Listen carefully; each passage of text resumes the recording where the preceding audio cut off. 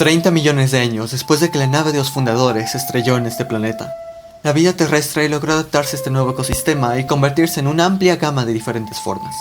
Aquí mostraré una pequeña selección de organismos, principalmente del continente más pequeño del planeta fundador, Heques.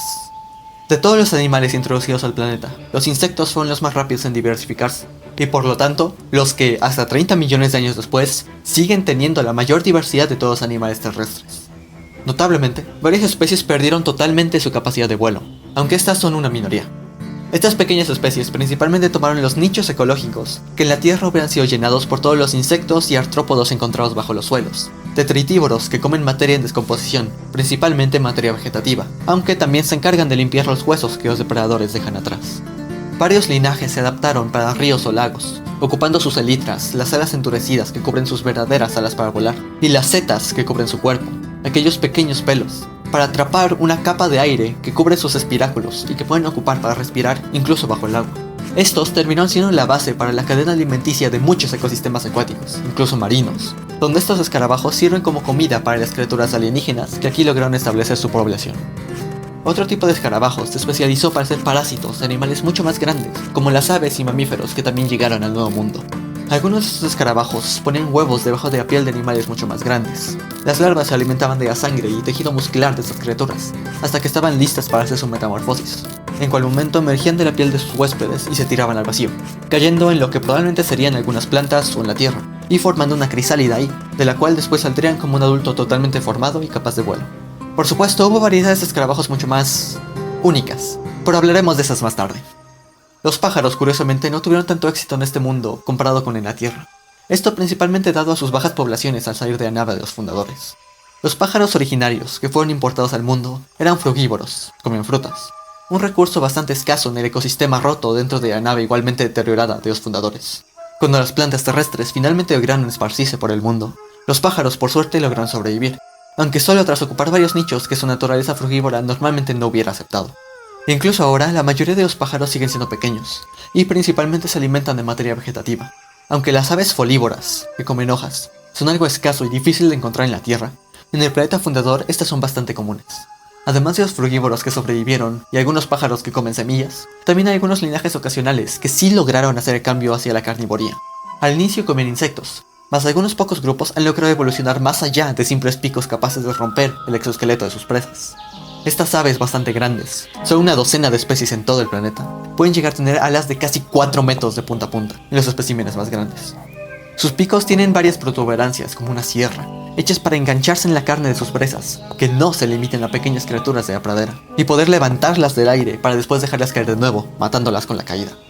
Por supuesto, para levantar un gran peso también son necesarias unas largas garras en sus patas traseras, aunque incluso estos pájaros no son los depredadores aéreos más grandes del planeta.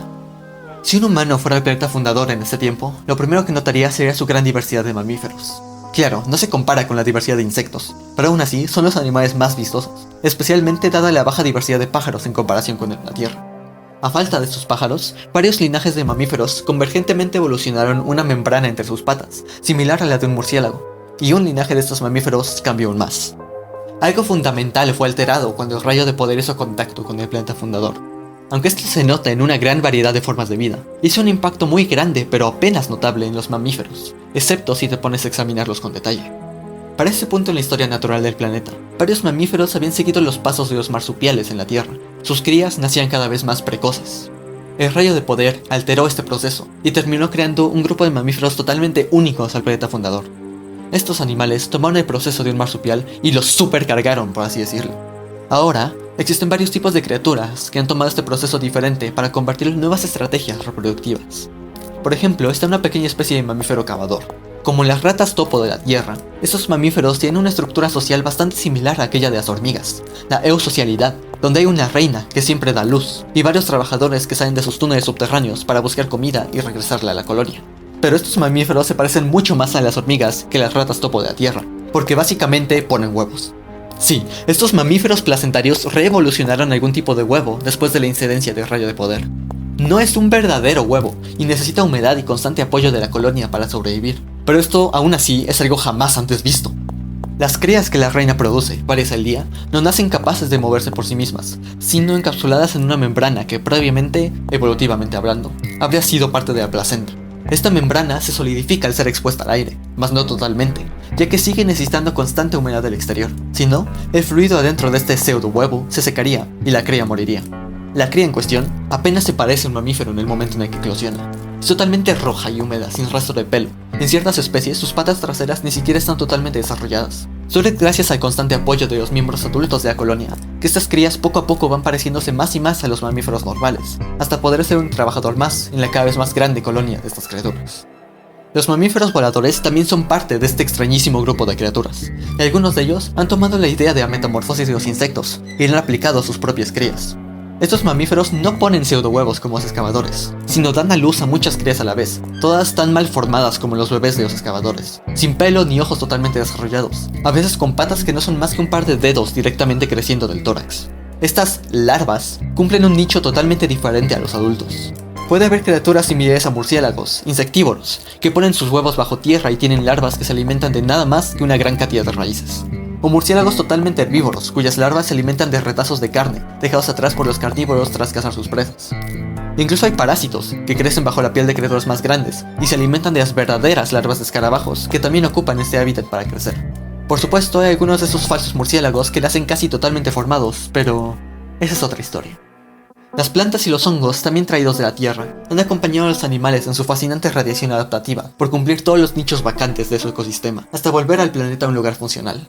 Los árboles crearon bosques, expandiéndose desde el punto central donde la nave de los fundadores se estrelló, y poco a poco cubriendo todo el pequeño continente. Estos árboles, por supuesto, no podían, al menos inicialmente, llegar a los demás continentes, pero otros tipos de plantas encontraron maneras. De esas enredaderas surgieron plantas similares a pastos dicotiledóneos, con semillas compuestas por dos diferentes mitades, al contrario de los pastos monocotiledóneos de nuestra tierra. Estos pastos no eran exactamente una copia de los nuestros, mas cumplieron un rol importante en la construcción del suelo. Estas enredaderas también dieron paso a una multitud de pequeños arbustos, tras dejar atrás su dependencia de los árboles. Arbustos que, en algunos casos, se volvieron árboles en sí mismos.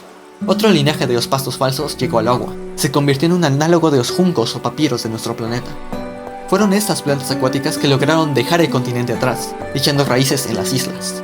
Formaron grandes semillas flotadoras que podían echar al mar para que encontraran una isla lejana donde crecer. Estas semillas eventualmente encontraron los demás continentes. Varios linajes diferentes cruzaron el océano y se instalaron en el resto del planeta. Pero sin la ayuda de la biodiversidad de Jeques, los demás continentes no eran más que algunas rocas cubiertas por musgos y hongos, los primeros en esparcir sus esporas a través del viento más allá de Jeques. Estos continentes, aún hoy en día, tienen vida mucho más pequeña que el primer continente en ser habitado. Aún así, las primeras plantas en tocar esta nueva tierra ya han crecido hasta convertirse en sus propios árboles, incluso creando algunos bosques e incluso junglas en las regiones más húmedas. Lo que no se nota es que bajo estas junglas, el suelo sigue siendo mayormente roca.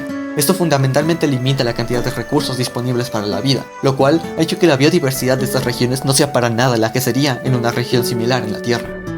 Los hongos, por supuesto, son quienes salvaron al resto de la vida, ya que sin ellos los organismos terrestres nunca podrían haberse asentado sobre la roca totalmente vacía, excepto tal vez algunos microbios. Todo tipo de hongos han evolucionado desde que la nave se estrelló, mas la mayoría de ellos serían totalmente invisibles para el ojo humano, ya que solamente consisten en largos y fibrosos filamentos que se esparcen, a veces por kilómetros, por todo el suelo, lentamente corroyendo la roca y deshaciendo la materia orgánica de todas las plantas y animales en la superficie. Algunos hongos, por supuesto, terminaron evolucionando estructuras similares a aquellas que nosotros humanos asociamos con la palabra hongo, los esporangios, los frutos del reino fungi.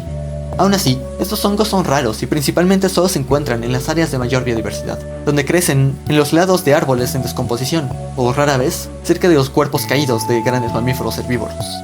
Eso es todo por ahora sobre la biodiversidad del planeta fundador. Por supuesto, aquí he deliberadamente evitado tocar ciertas criaturas, las más interesantes, porque después de todo, el rayo de poder no solo le dio a los mamíferos la habilidad de poner huevos. No. El rayo de poder hizo muchas cosas más, pero eso será para otra ocasión.